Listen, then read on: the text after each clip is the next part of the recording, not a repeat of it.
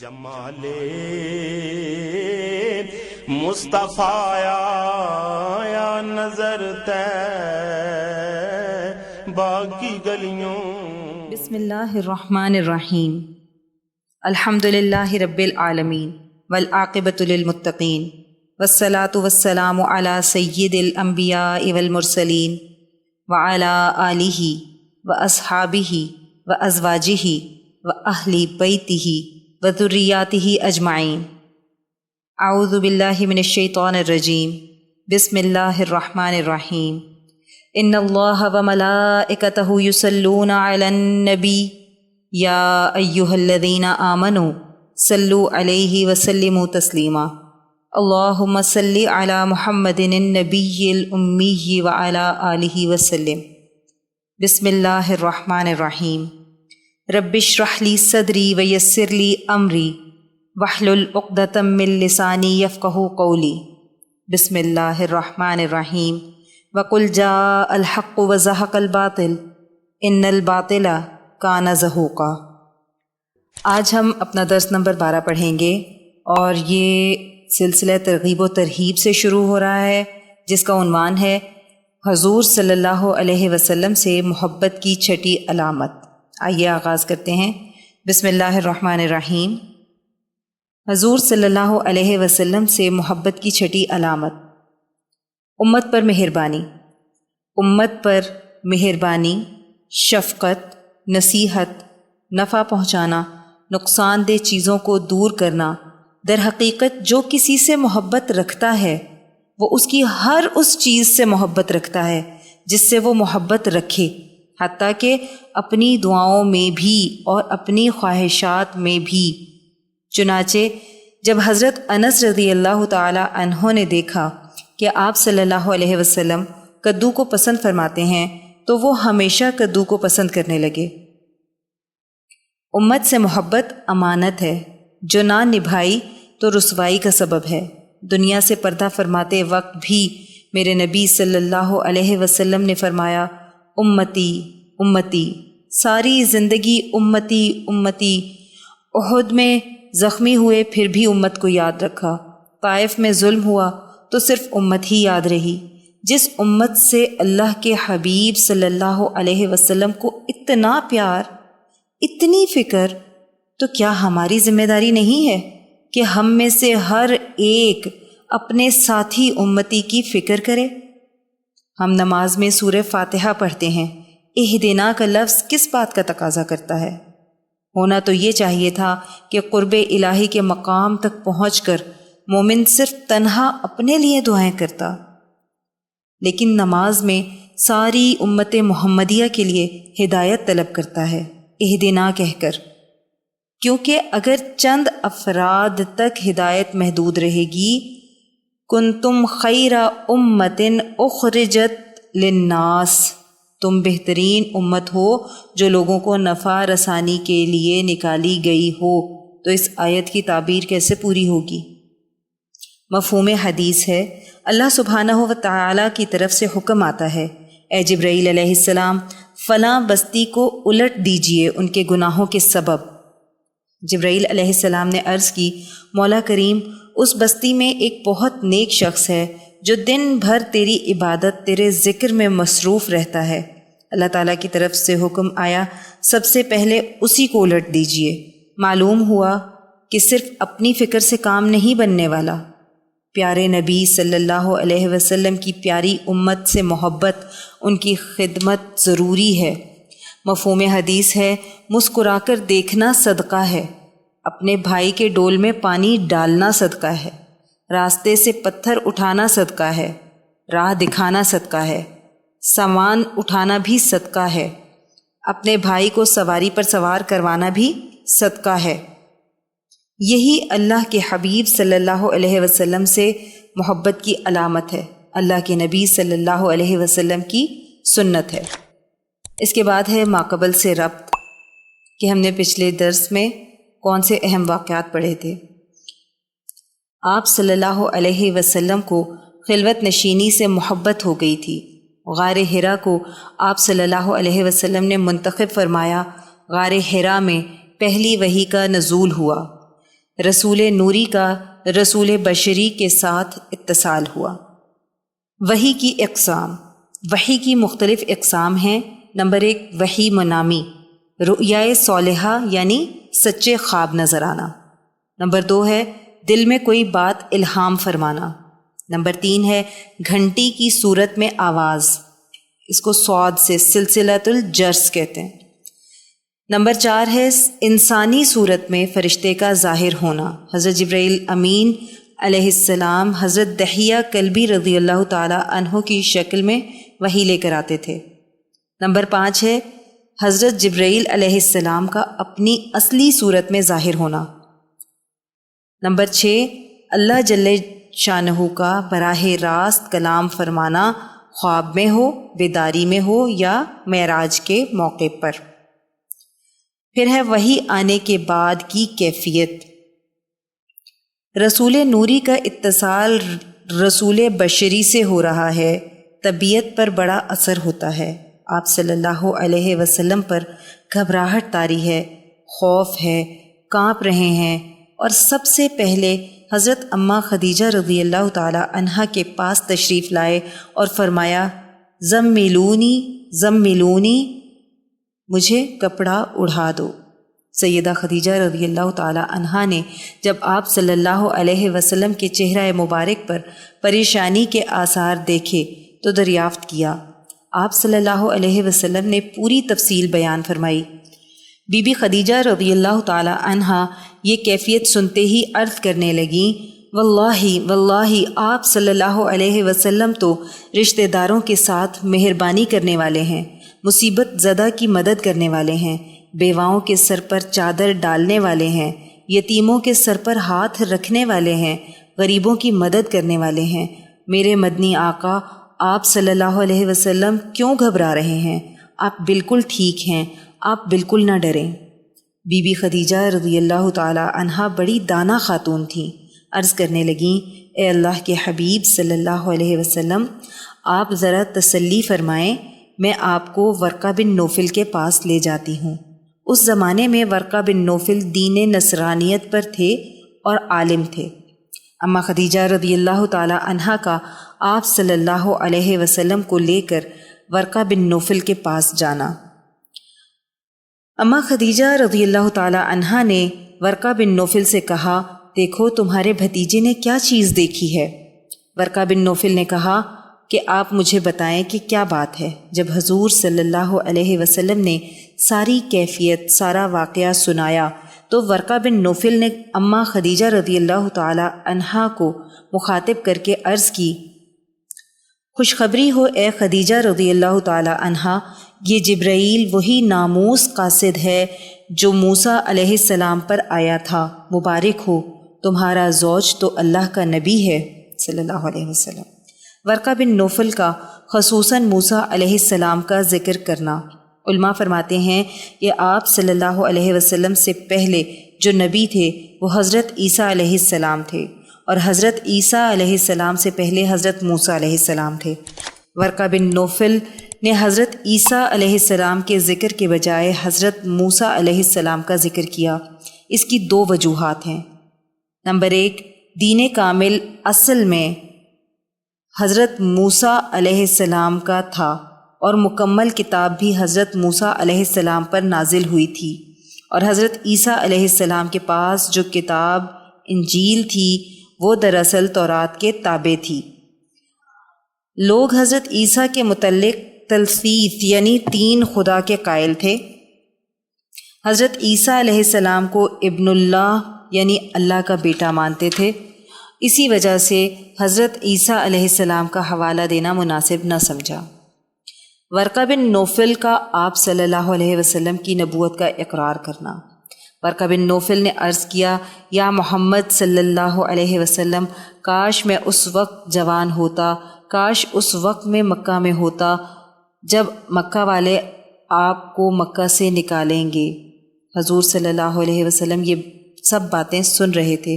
جب ورقہ نے یوں کہا کہ مکہ والے آپ کو نکال دیں گے تو آپ صلی اللہ علیہ وسلم نے فرمایا کہ نکالا تو اس کو جاتا ہے جس کے اخلاق پر اعتراض ہو، جس کے اعمال میں کوئی اعتراض ہو۔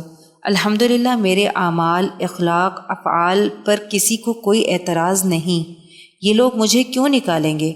ورقہ بن نوفل نے کہا، آپ گھبرائیں نہیں، اللہ کے جتنے پیغمبر گزرے ہیں ان سب پر یہ وقت آیا ہے، اور آپ صلی اللہ علیہ وسلم پر بھی یہ وقت آئے گا۔ چلتے وقت ورقہ بن نوفل نے آپ صلی اللہ علیہ وسلم کو بوسہ دیا اور کہنے لگا کہ اگر میں زندہ رہا تو ضرور آپ کی نبوت کی تصدیق کروں گا۔ فطرت وحی کا زمانہ۔ پہلی وحی کے نزول کے بعد چند دن کے لیے وحی کا سلسلہ رک گیا تاکہ دل سے ہیبت دور ہو جائے اور آئندہ وحی کا شوق اور انتظار قلب میں پیدا ہو جائے۔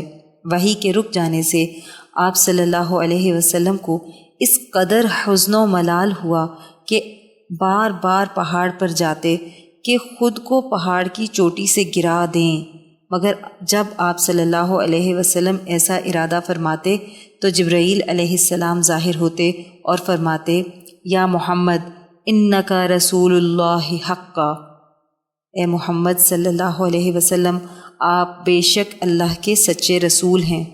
یہ سن کر آپ صلی اللہ علیہ وسلم کو سکون مل جاتا۔ محبوبیت کی دلیل۔ ایک روایت میں آتا ہے کہ آپ صلی اللہ علیہ وسلم اپنے حجرہ مبارک میں لیٹے ہوئے تھے، چہرہ مبارک پر کپڑا ڈالا ہوا تھا اور قرآن پاک کی آیت مبارکہ نازل ہوئیں، یا ایھا المدثر قم فانذر۔ شان رسول پاک صلی اللہ علیہ وسلم کے لیے اللہ سبحانہ و تعالی اپنے محبوب کو اسی کیفیت میں خطاب فرما رہے ہیں جس کیفیت میں وہ استراحت فرما رہے ہیں۔ اے میرے محبوب، اے کپڑے میں لپٹے ہوئے، اٹھیے۔ اس سے بڑی محبوبیت کی اور کیا دلیل ہوگی؟ ایک دن حضور پاک صلی اللہ علیہ وسلم سیدہ فاطمہ زہرا رضی اللہ تعالی عنہا کے گھر تشریف لائے اور حضرت علی رضی اللہ تعالی عنہ کے بارے میں دریافت فرمایا تو حضرت فاطمہ رضی اللہ تعالی عنہا نے عرض کیا کہ حضرت علی رضی اللہ تعالی عنہ کسی بات پر ناراض ہو کر گھر سے باہر تشریف لے گئے ہیں۔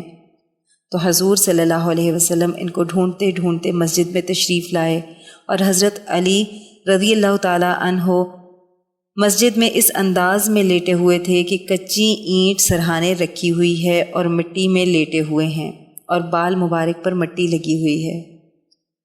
آپ صلی اللہ علیہ وسلم نے فرمایا، قم یا ابا تراب، اے ابو تراب اٹھیے۔ یہ ایک محبوبیت کی دلیل ہوتی ہے۔ تراب مٹی کو کہتے ہیں۔ بندہ جس کیفیت میں ہو اسی کیفیت میں مخاطب کرنا محبت کا اظہار ہے۔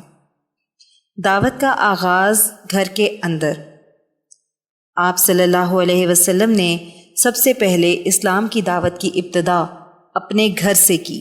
سب سے پہلے حضرت اماں خدیجہ رضی اللہ تعالی عنہا اسلام لائیں، پھر اس کے بعد حضرت زید بن حارثہ رضی اللہ تعالی عنہ، اماں خدیجہ رضی اللہ تعالی عنہ نے ان کو بطور غلام خریدا اور نکاح کے بعد آپ صلی اللہ علیہ وسلم کی خدمت کے لیے ان کو وقف کر دیا تھا۔ پھر سیدنا حضرت علی رضی اللہ تعالی عنہ اسلام لائے۔ حضرت علی رضی اللہ تعالی عنہ نے چونکہ آپ صلی اللہ علیہ وسلم کے گھر پرورش پائی، اس وجہ سے آپ صلی اللہ علیہ وسلم کے گھر ہی رہتے تھے۔ پھر آپ صلی اللہ علیہ وسلم کی صاحبزادیاں سیدہ رقیہ رضی اللہ تعالی عنہا، سیدہ زینب رضی اللہ تعالی عنہا، سیدہ ام کلثوم رضی اللہ تعالی عنہا، سیدہ فاطمہ الزہرا رضی اللہ تعالی عنہا نے اسلام قبول کیا۔ دعوت کا آغاز گھر کے باہر۔ نیکسٹ ریڈنگ ہے، آپ صلی اللہ علیہ وسلم نے گھر سے باہر سب سے پہلے جن کو اسلام پیش کیا وہ سیدنا صدیق اکبر رضی اللہ تعالی عنہ تھے۔ مفہوم حدیث ہے، آپ صلی اللہ علیہ وسلم فرماتے ہیں کہ دنیا میں ایک انسان ایسا ہے جس کو میں نے اسلام کی دعوت دی تو اس نے کوئی سوال نہیں کیا، اس نے یہ نہیں پوچھا کہ وحی کب اتری اور آپ کے پاس کیا دلیل ہے۔ مفہوم حدیث ہے، آقا کریم صلی اللہ علیہ وسلم نے فرمایا کہ مجھے اللہ کی قسم اگر ایک پلڑے میں پوری امت کا ایمان رکھ دیا جائے اور دوسرے پلڑے میں صدیق اکبر رضی اللہ تعالی عنہ کا ایمان، تو ابو بکر رضی اللہ تعالی عنہ کے ایمان والا پلڑا جھک جائے گا۔ حدیث کا مفہوم ہے، اللہ سبحانہ و تعالی کے نبیوں کے بعد مخلوق میں اگر کوئی افضل ہیں تو وہ سیدنا صدیق اکبر رضی اللہ تعالی عنہ ہیں۔ قبل از اسلام سیدنا صدیق اکبر رضی اللہ تعالی عنہ کی شان، نیکسٹ ہیڈنگ ہے ہماری۔ سرزمین مکہ میں عظیم و معروف شخصیت سیدنا صدیق اکبر رضی اللہ تعالی عنہ، جس نے اسلام سے پہلے بھی کبھی بت کو سجدہ نہیں کیا۔ روایت میں آتا ہے کہ سیدنا صدیق اکبر رضی اللہ تعالی عنہ کے والد ابو قحافہ قبل از اسلام بتوں کی عبادت کرتے تھے۔ صدیق اکبر رضی اللہ تعالی عنہ کو زبردستی پکڑ کر ساتھ لے جاتے کہ تم بھی میرے ساتھ چلو اور میرے خدا کو سجدہ کرو۔ وہ کسی بہانے سے رک جاتے، لیکن اتفاق کی بات یہ ہے کہ ایک مرتبہ صدیق اکبر رضی اللہ تعالی عنہ اپنے گھر میں تھے اور ابو قحافہ نے کہا کہ آج تو میں تمہیں نہیں چھوڑوں گا، تم کو میرے ساتھ چلنا ہی ہوگا، اور اپنے عبادت خانے میں پکڑ کر لے آئے۔ صدیق اکبر رضی اللہ تعالی عنہ فرماتے ہیں کہ اللہ سبحانہ و تعالی نے میرے دل میں یہ خیال ڈالا کہ والد سے میں نے کہا میرا دل چاہتا ہے کہ میں اکیلے بیٹھ کر یہاں عبادت کروں۔ جب والد دور چلے گئے تو میں نے بت سے کہا مجھے پانی پلاؤ، مجھے پیاس لگی ہے۔ اب بت کچھ نہیں کر سکتا تھا۔ فرماتے ہیں کہ میں دور گیا اور ایک بڑا پتھر اٹھایا اور دروازہ اندر سے بند کیا اور پتھر مار کر بت کو توڑ دیا کہ یہ کیسے خدا ہو سکتا ہے۔ جب میں واپس چلا آیا اور ابو قحافہ بت خانے میں گئے تو انہوں نے دیکھا کہ خدا تو ٹوٹا ہوا ہے۔ غصے میں واپس آئے اور صدیق اکبر رضی اللہ تعالی عنہ کی والدہ سے کہا کہ تمہارے بیٹے نے ہمارے خدا کی توہین کر دی ہے، آج میں اس کو سزا دوں گا۔ صدیق اکبر رضی اللہ تعالی عنہ کی والدہ نے فرمایا جلد بازی نہ کرو، بات کو ذرا ٹھنڈے دل سے سوچو۔ پھر فرمانے لگیں جب ابو بکر رضی اللہ تعالی عنہ میرے پیٹ میں تھے تو جب بھی جنگل سے گزرتی تھی تو یہ آواز آتی تھی، اے اللہ کی بندی تمہیں مبارک ہو، تمہارے پیٹ میں ایک ایسا بچہ ہے جس کا آسمان والوں میں لقب صدیق ہے، اور جو زمین میں ایک نبی پیدا ہوں گے یہ ان کا رفیق ہوگا۔ والدہ فرمانے لگیں ابو قحافہ میرا بیٹا بڑی شان والا ہے، اس کو مت مارو، اس نے جو کچھ کیا ہے اس کو بھول جاؤ۔ مفہوم حدیث، آپ صلی اللہ علیہ وسلم نے فرمایا اللہ سبحانہ و تعالی نے مجھے ساری مخلوق میں چن لیا اور میرے ساتھی بھی خود اللہ نے چنے۔ مفہوم حدیث ہے، آپ صلی اللہ علیہ وسلم نے فرمایا مبارک ہو ان لوگوں کو جنہوں نے مجھے دیکھا اور ایمان لائے، اور 7 مرتبہ مبارک ہو ان کو جو بن دیکھے عاشق ہو گئے۔ اس کے بعد ہے سلسلہ ترغیب و ترہیب، جس میں مفہوم حدیث ہے حضور صلی اللہ علیہ وسلم ایک مرتبہ باہر تشریف لائے تو سامنے سے حضرت زید بن حارثہ رضی اللہ تعالیٰ عنہ آ رہے تھے۔ آپ صلی اللہ علیہ وسلم نے دریافت فرمایا کہ اے زید رضی اللہ تعالیٰ عنہ بتا تو نے صبح کس حال میں کی؟ انہوں نے جواب دیا کہ اے اللہ کے حبیب صلی اللہ علیہ وسلم میں نے اس حال میں صبح کی کہ میں مومن تھا۔ حضور صلی اللہ علیہ وسلم نے فرمایا کہ زید رضی اللہ تعالیٰ عنہ غور کر تو کیا کہہ رہا ہے، ہر شے کی ایک حقیقت ہوتی ہے، بتاؤ تمہارے ایمان کی حقیقت کیا ہے؟ حقیقت کے بغیر ایمان کا دعویٰ بیکار ہے۔ حضرت ابو ہریرہ رضی اللہ تعالیٰ عنہ کی روایت ہے کہ رسول اللہ صلی اللہ علیہ وسلم نے فرمایا کہ بن دیکھے مجھ پر ایمان لانے کی حقیقت یہ ہے کہ وہ مجھ سے عشق کرتے ہوں گے۔ حدیث میں اشد حبن کے الفاظ ہیں اور ان میں سے ہر ایک کی آرزو یہ ہوگی کہ حضور صلی اللہ علیہ وسلم کا دیدار نصیب ہو جائے، تو اپنے ماں باپ، اپنے مال، اپنی اولاد سب قربان کر دوں۔ فرمایا یہ وہ لوگ ہوں گے جن کا ایمان عجیب تر ہوگا، یعنی سرکار دو عالم صلی اللہ علیہ وسلم نے ایمان کی حقیقت اپنے عشق کو قرار دیا۔ اگر شبہ ہو کسی کو کہ میں نے تو بہت عمل کر لیا تو میں مومن ہوں، یا شبہ ہو کہ میں نے بہت علم حاصل کر لیا تو میں مومن ہوں، یا بہت تبلیغ کر لی ہے تو مومن ہوں، تو فرمایا کہ جو مجھ سے شدید محبت رکھے گا وہ مومن ہے۔ جبکہ سوال و جواب صحابہ رضی اللہ عنہم سے تھا، یعنی زید بن حارثہ رضی اللہ تعالیٰ عنہ سے، اور صحابی کا درجہ سب سے اوپر ہے۔ اسی بنیاد پر رکھ کر ہم اپنے آپ کو ٹٹولیں کہ محبت میں کتنی شدت ہے۔ مفہوم حدیث ہے، آپ صلی اللہ علیہ وسلم ایک مرتبہ مال غنیمت تقسیم فرما رہے تھے۔ ایک شخص نے آ کر بے ادبی کی۔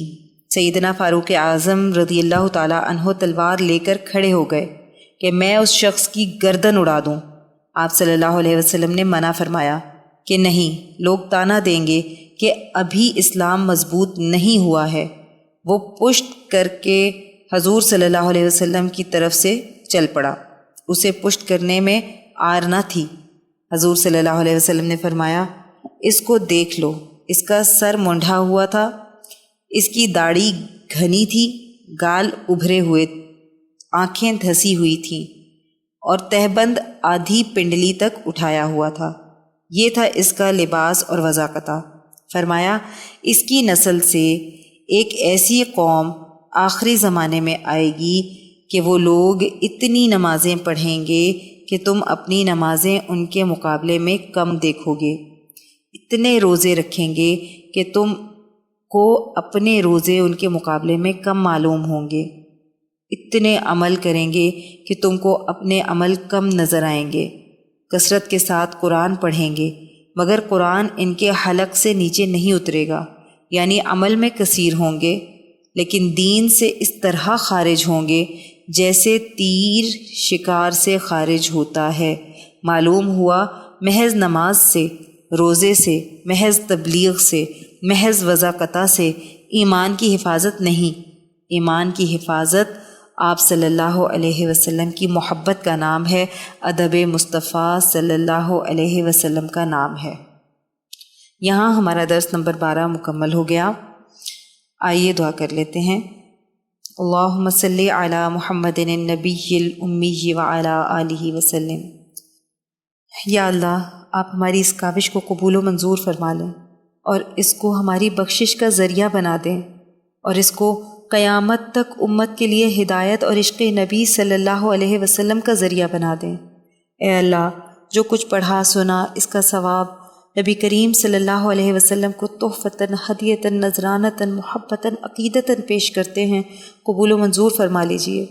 اے اللہ، نبی کریم صلی اللہ علیہ وسلم کی برکت سے اس کا ثواب تمام انبیاء کرام، خلفائے راشدین، امہات المؤمنین، اہل بیت اطہار، صحابہ کرام، صحابیات، اولیاء اللہ، شہداء، صدیقین، صالحین، مومنین، مومنات، مسلمین، مسلمات کو پیش کرتے ہیں، قبول و منظور فرما لیجئے۔ الہی اس کا ثواب سلسلہ قاسمیہ عزیزیہ نقشبندیہ کے تمام بزرگان، بالخصوص شیخ الاولیاء حضرت مولانا مہر محمد صاحب رحمۃ اللہ علیہ، شیخ الحدیث حضرت مولانا عبدالحکیم صاحب رحمۃ اللہ علیہ، شیخ الاسلام حضرت مولانا محمد عبدالعلیم قاسمی صاحب رحمۃ اللہ علیہ کو پہنچا دیں، اور ہمارے بزرگان کے درجات کو بلند فرما دیں۔ یا اللہ، ہمارے مرشد گرامی حضرت شیخ عزیز القاسمی حکیمی مہروی نقشبندی مجددی دامت برکاتہم العالیہ پر اپنا خاص فضل اور خانقاہ اور مدرسے پر اپنا خصوصی کرم فرما دیں، اور انہیں امت کے لیے ہدایت و شفا کا ذریعہ بنا دیں۔ آمین بحرمت سید المرسلین صلی اللہ علیہ وسلم۔ سبحان ربک رب العزت عما یصفون وسلام علی المرسلین والحمد للہ رب العالمین۔ جدھر دیکھی اسی